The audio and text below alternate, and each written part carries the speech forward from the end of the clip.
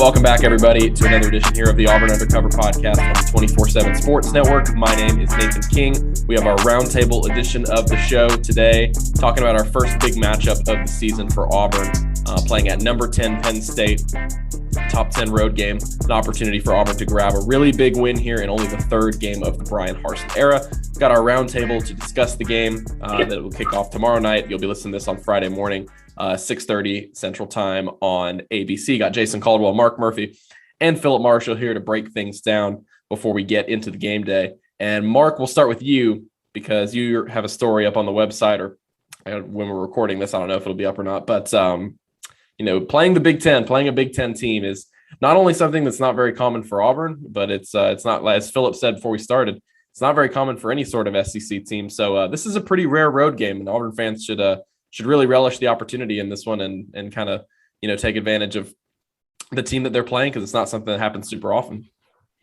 Yeah, most of the matchups are in bowl games, Nathan. And, the last two times Auburn's played teams in the league, gave up 66 total points, did not look good at all last year down in Orlando, losing to Northwestern, which was definitely a better team. I thought Auburn might have been a better team the year before against Minnesota, but just didn't play well in the Outback Bowl. And then in 2018, they played in the Music City Bowl. And, it was one of those games going into it. Talking to the Auburn players, you could just tell they were ready to play. Apparently, they didn't get along real well with some of the Purdue players who were talking some trash. And I knew they were getting ready to play well, but I wasn't expecting to see a 56-0 lead at halftime. And maybe that influenced Auburn in the next two matchups against Big Ten teams, not to take them as seriously. But, the last four games Auburn's played against Big Ten teams, they've only won one time. Yeah, and certainly it'll be a different environment. Obviously, the whiteout is something that Penn State saves for what they think is their biggest home opponent of the season. Jason, talking a little bit about the matchups now. I think Sean Clifford is a guy that is pretty similar to Bo Nix. I think we've talked about this before, but a guy that they like his ceiling, and I think he's got a lot of talent. Hasn't necessarily put it all together.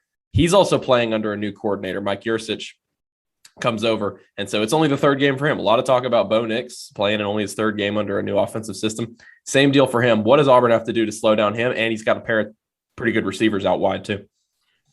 Yeah, you look at him. He's probably not he's not as fast as Bo in terms of him. He's an athletic running quarterback, but I think you look and there's a couple of keys for me in this game. You got to limit big plays.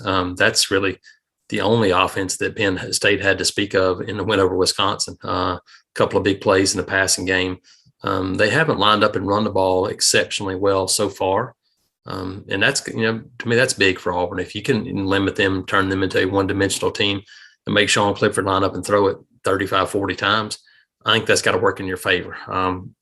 So when you look at him, he's a guy that can make some plays with his legs. I expect to see some quarterback runs mixed in here too, to try to give them a little bit more running game. Same thing, I think, from Auburn. I think you could see the same thing from Auburn and Bo Nix. But he's a guy that has done it at times. The thing he's got is, like Bo, he's an experienced guy. This is a guy that's been around and played a lot of football.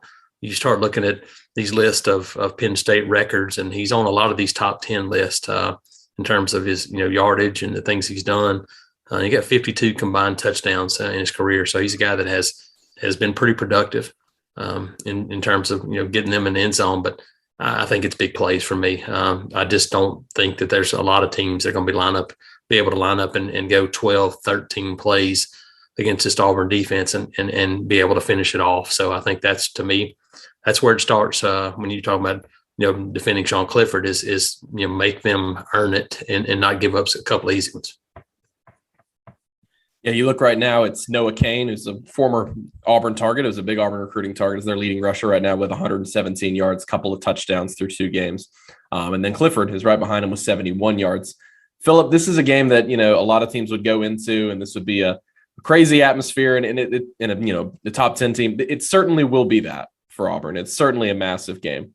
But this is something that is not foreign to Auburn over the years. Not only the type of opponent they're playing, a top 10 team on the road, but also the environment they're facing is not something that's going to be that different to them. No, I mean, or anybody in the SEC, really. I mean, it's Gainesville and Baton Rouge and Tuscaloosa and Athens and Auburn and South Carolina, which is one of the loudest places you'll go. I mean, there's lots of loud venues in the SEC, and maybe it'll be a little louder. But as players have told me in the past, once you can't hear, you can't hear. It doesn't matter how much louder it gets after that. And so I definitely don't think Auburn will be intimidated by that. I think the real value of that for the home team is that it energizes the home team. I think that is the main value of having an electric atmosphere like that.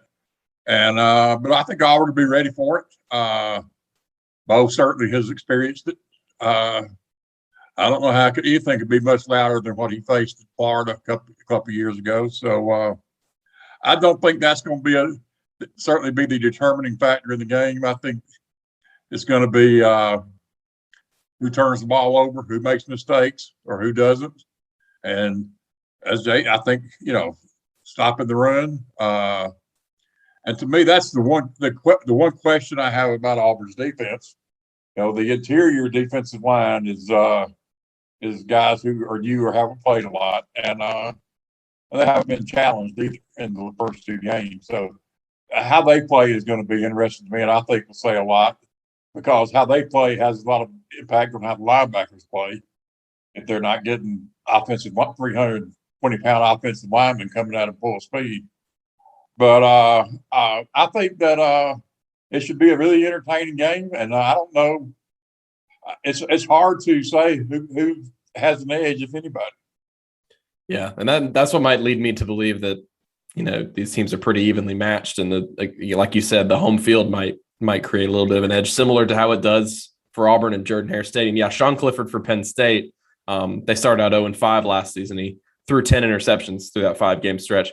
Right now, as James Franklin talked about the other day, he's completely clean so far this season, no picks, and that's been big for the efficiency of their offense. Mark, I think Auburn maybe got helped a little bit this week. We'll see, how much it really matters. I doubt it really will matter in the end. But Franklin has been linked to USC a little bit, as he's been over the years, anytime people talk about that job coming open. But do you think that's something that's really going to affect this team that much, or do you think he's going to have Penn State pretty wired for this game, regardless of kind of the outside noise that's going on? From listening to what the Penn State players have been saying about what a big deal their whiteout game is, I think that's what they're focused on. I think they're focused on playing an SEC team, which is probably a big deal to those guys. And, last year it was a pretty horrible season for Penn State. At this time, they had a record losing streak to start the season. They didn't have hardly any fans there at their games. It was just, there wasn't a whole lot of energy in college football in many places, and it was certainly the case at Penn State. I think they're fired up about playing their whiteout game in front of 106,000 folks, ABC and game day being there. So I think the James Franklin stuff's probably not even going to be on their mind. Jason, moving back over, talking about Penn State's quarterback to now talking about Auburn's quarterback. I wrote about it this morning, but what do you think Bo Nix has to do to win this game? Does he have to do what he did in his other big ranked win of his career, which was Texas A&M? I believe he only threw for like 100 yards in that game, and that was to be a game manager. Or does he need to hit these mostly inexperienced receivers for some explosive plays like you talked about? I think the first thing he has to do is get help from his teammates. I think that's where it starts. Auburn's got to be able to run the football. While this offense is not very similar to Gus Malzahn's offense, it has one key characteristic that is very similar. They're both dependent on being able to run the football, as most offenses are, except for Mike Leach or somebody else like that. But you got to be able to run it. You look at Bo's history of success on the road, and the games they've struggled in and he struggled in is when they struggle to run the football. And so that's what you're going to have to begin with for this team. If you can't line up and run it, and you're in 3rd and 8, 3rd and 9, 3rd and 10s all day, there are not many passing games that are going to have success in those situations. So to me, got to be able to run the football first, stay ahead of the change. You got to protect it. I mean, that's pretty obvious. You've done a good job of making decisions. Those decisions are going to be very important Saturday night, because you don't want to turn the ball over, give it back to Penn State, put your defense in some bad situations. So Those are things that I start with there. But if you can run it, then it opens up everything in this offense. It takes the pressure off those wide receivers. You're able to stay at, third and short, third and mediums. And then if you can convert some of those, then you got a chance to sustain some drives. And I think that's the key. But I don't think this is going to be a high scoring game. And this is one that, another way of saying it, but Brian Harsin said it. We've heard Mike Bobo say it. But, many years back, Mark and Phillip will remember it because we all remember this quote from a guy that we covered at Auburn in 2003. He said it as you got to lift a punt. Another way of saying it is Brian Harsin said, you need to finish every drive with a kick. If Auburn can finish every drive with a kick Saturday night, either a field goal, an extra point, or a punt, then you're probably going to be in pretty good shape with the way this defense plays. So that's where it starts. But, I think, being able to move the football, throw it a little bit, use them back, use the tight ends, do those things, keep the chains moving to me is the goal for Bo Nix on Saturday night. Were you surprised, or what did you think? We were talking about this a couple of weeks ago, that they did that sticking with this note that they are going to stick with that offensive starting five along the offensive line, that they decided to do it before this game. Yeah, not really surprised. I think continuity. We've seen the first group be the same, they kind of put out a depth chart, said the first five, but Brian Harsin said, hey, we still got 7 guys. I'm wondering if that's a little gamesmanship there. I think that, that depth chart probably done for a reason. Those oars are gone. Brandon Council on the left side now, Keandre Jones on the right side. There's no oars behind them. I think if you can find those 5 and you can let those guys stay in there, they're the ones, going through the fire in a game, talking, communicating. It's a big deal to keep those guys on the field. So I would expect to see the same 5 guys this week. Phillip, just kind of looking broader for what this game means, big picture this season. I don't think a lot of people, if you had told them that there was a coaching change, would look at Auburn's schedule this year and say that it was super easy, that a lot more than 6 or 7 wins, regardless of who the coach was going to be very attainable. But I think a lot of that changes with this game. You and I were kind of talking about it earlier because of how the schedule shakes out, because of that home game against Georgia that comes up a couple weeks after that. What does a win mean for Auburn in this game if they're able to pull it off, and possibly what they could do for the rest of the season? Well, obviously it'd be a great confidence boost. It would be it would get the fans energized. The problem Auburn's got is if you look at their SEC schedule, there's not a game on there that can't be lost. And I don't believe there's a game on there that can't be won either. So that's going to be interesting. But obviously momentum plays a big part in college football, and Auburn would get a big dose of it if they could find a way to win this game, for sure.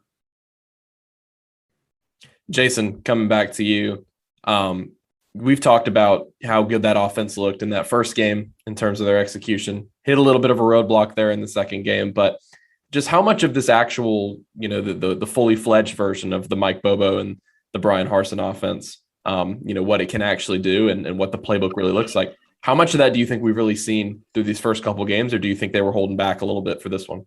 Yeah, I don't think there's any question that there's things we haven't seen. I think we've seen the basics of the offense, and now you can start to add things off of that. We've seen them, under center, but we haven't seen a whole lot of variations from that. We saw a lot of different formations in week 2 than we saw in week 1. So we've seen a combination of things. Talking to Ben Leard, a guy that played it, knows, lots of coaches know Mike Bobo really well. He has mentioned several times about showing things to an opponent just to make them work on it during a practice week. And I believe that Auburn has done that through the first 2 weeks. I think they've shown formations or shown things just to throw it at Penn State to make them work on it.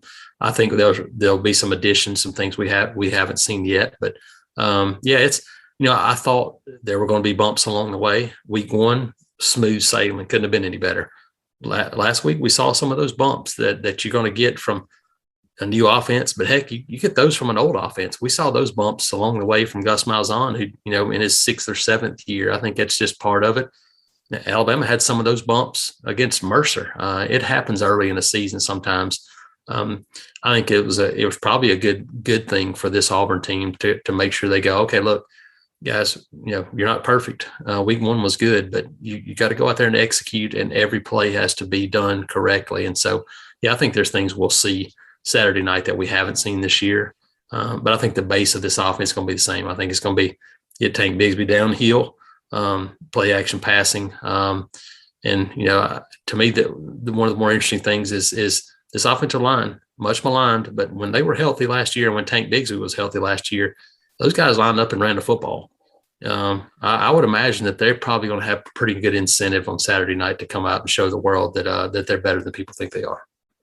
Yeah, a lot of talk about that offensive line this week, working on nonverbal communication. That's what a lot of Nick Brahms talked about. It's been a long time since they played in a true capacity environment like this because of the way they ended the 2019 season, 4 straight home games, which I don't, I had to go back and check that. I didn't exactly recall that it was that much, but it was the 2019 LSU game. So it's been a while, but again, like you said, that's going to be a big part of their success this week. And like 4 straight games with 200 yards for Tank Bigsby when they got it rolling. Mark, we've been talking a lot of, what does Auburn need to do to win and what would a win mean and that kind of thing. For you, what might be a detriment for Auburn in this game? If Auburn loses this game, what are you looking at in the box score afterward and saying that's what kind of dragged them down? A couple things I think to watch. Number one, they're giving up 73% completion rate on the other team's throwing the football. And, is Derek Mason playing possum?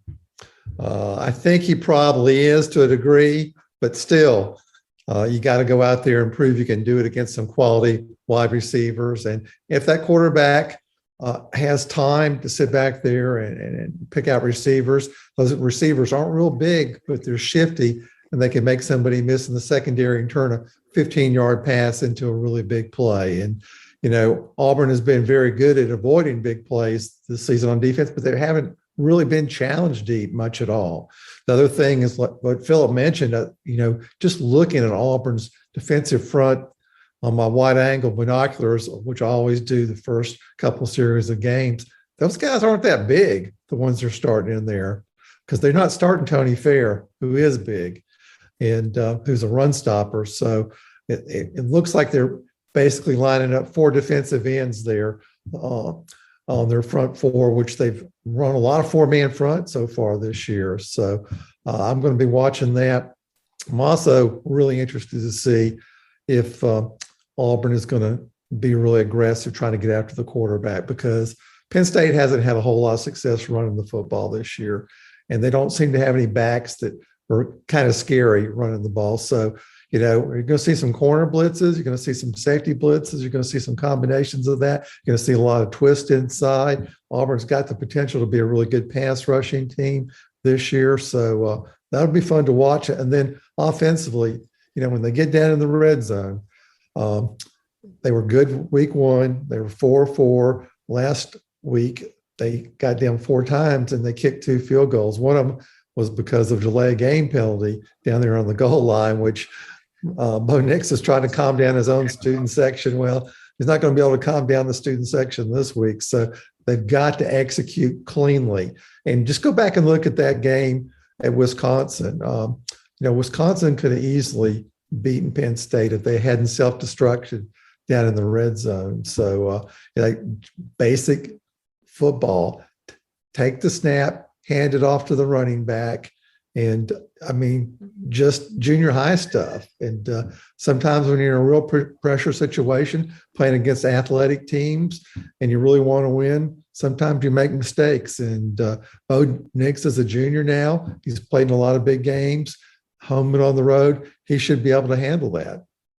Yeah, that's something Jason touched on earlier this week, was that defensive front looks pretty impressive right now. If they can stop the run, that's really good. Of course, there's the flip side to that. If they can't stop the run with those guys, they're going to have to get a little bit more creative. Okay, Mark, I'll stick with you. We've touched on pretty much everything. We've been previewing this game all week long. I'm going to put the pressure on you here. And, for these big games moving forward on the Roundtable, we haven't been doing it for the cupcake games because it was kind of pointless. But for these kind of games, we'll pick the games on the Roundtable. Tell me who's going to win this game and why. I think it's going to be close the whole way. And I think Anders Carlson field goal is going to be the difference. And Auburn wins something like 27, 24, 24, 21, something in that range, and maybe even 20 and 17 if it's a real defensive struggle. So, a couple of weeks ago, I thought Auburn was probably going to lose this game. I really did. Just watching Penn State the first two games, watching Auburn the first two games, I like Auburn's chances more than I did at that time several weeks ago, Nathan. And yeah, y'all can check him out. Philip's piece, The Fearless Forecasters. You'll have so that Keith and Ronnie as well. Everybody at our site will have their predictions for this game. So y'all don't have to do the score. Well, the honest answer to that question is I have no idea. I think it could any number of things could happen, and but I believe that Auburn has a distinct speed advantage in this game, and I think that Tank Bigsby is a great running back. He's going to get his yards most of the time. I talked about last year when the offensive line was healthy, and he hasn't carried it a whole lot the first two games. He hasn't needed to, which I think is smart. He's going to have fresh legs, and I think that it's obvious that Jarquez Hunter has some unique talent. So I think Auburn will be able to run the ball, and if they can and they don't turn it over, I think Auburn will win. I think turnovers could be a huge detriment to whoever commits them. But I'm going to go with Auburn. Very shaky vote to Auburn. Jason, the floor is yours, my friend. Yeah, I'm kind of on the same vein with Philip. I would just think about Wisconsin in week one, a team that not overly athletic, not the Wisconsin team that we're used to in the past, that had 29 first downs, 17 rushing first downs, and about 90 plays against Penn State, and just couldn't find a way to get in the end zone. I think Auburn's going to be able to run the football. This is kind of my thoughts on Auburn the last few years.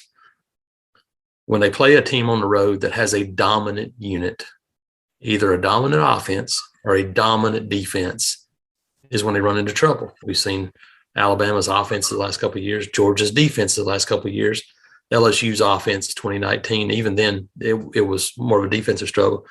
Those are the games they've lost. Florida, South Carolina were kind of almost throwouts a little bit to me, just the way they occurred. But I don't see a dominant unit for Penn State. I think they're good on both sides of the ball. It kind of reminds me of Texas A&M a little bit. Going over there, Texas A&M has been good on both sides of the ball, but not dominant on both sides of the ball. Because of that, I think Auburn, don't turn it over. I think Auburn wins the game. So I think it's going to be a game that resembles more 1986 than 2021, though. I don't think it's going to be a game where guys have 350 yards passing. I think it's going to be more they play close to the vest because it's going to be a close game throughout. And, so I think it's going to be low 20s to upper teens, something like that. I think it's going to be, when the point total, I'd say, 40s, low 40s, somewhere around in there. I don't think it's going to get much higher than that, but I think Auburn finds a way to win one of these because, frankly, I think they're due for one of these. And I think this is a team that is ready for it. I think they've got a bunch of veterans that kind of know what to expect. And frankly, I think they're tired of going on the road in big games and coming up short. You make a very compelling point, Jason. I'm very much on the fence, but I guess I'm still, I got to pick one way or the other. I guess I'll be the black sheep here. I picked Penn State. I think on a neutral field in a vacuum, I think Auburn is probably a better team straight up than Penn State. Like you talked about, Jason, not necessarily having one dominating unit is a bit of a concern for me on their end. Whereas Auburn, I think you've got linebackers, you've got secondary that you put up against anybody in the country. I just don't know if in the third week of the season in a brand new coaching staff, and I know we just talked about Penn State's new offense, but that's still a more established group. James Franklin's been there a long time. Auburn is due for one of these, but I think there's also a similar thought poking around and talking to people who cover Penn State this week about them turning things around after they had just a dreadful season last year. And most people there didn't think, and they turned it around a little bit at the end, but most people there didn't think that they were anywhere near as bad as they were last season. So I just think, I'll give a few points to the home team. I'll give a few points for the home field advantage. as well. And then I think they're running into a really good defense. This Penn State defense is number 5 right now overall in the SP plus. Their pass defense, I think, is 7th or 8th overall in overall coverage grade, according to PFF through the first couple weeks. So I think it's going to be a big challenge for Bo Nix, but at the same time, Auburn can't, like Philip said, Auburn can absolutely win this game. Either team can win this game. I think it's going to be one of the biggest toss-ups that we'll face all season long. I think it's going to be really, really close. I'd be shocked if one of these teams dominated, but I guess I'll be the odd one out and pick Penn State. So I'll leave everybody on that cheery, joyful note. Thank you guys so much for listening to this episode. Hope everybody enjoyed it. Leave us a 5-star review, please, if you guys enjoyed it. You can do that on Apple, Spotify, wherever you guys listen to your podcasts. We will have a recap episode, me and Jason will, over the weekend after the game. Hope you guys enjoyed that one last week. And again, we will have all kinds of coverage, auburnundercover.com. We're going to have it covered from top to bottom in State College. So appreciate everybody listening. The intro and outro music is by Beats by Mordecai. You can find him on Twitter, SoundCloud, and Instagram. And until the next episode, everybody have a good weekend and enjoy the game.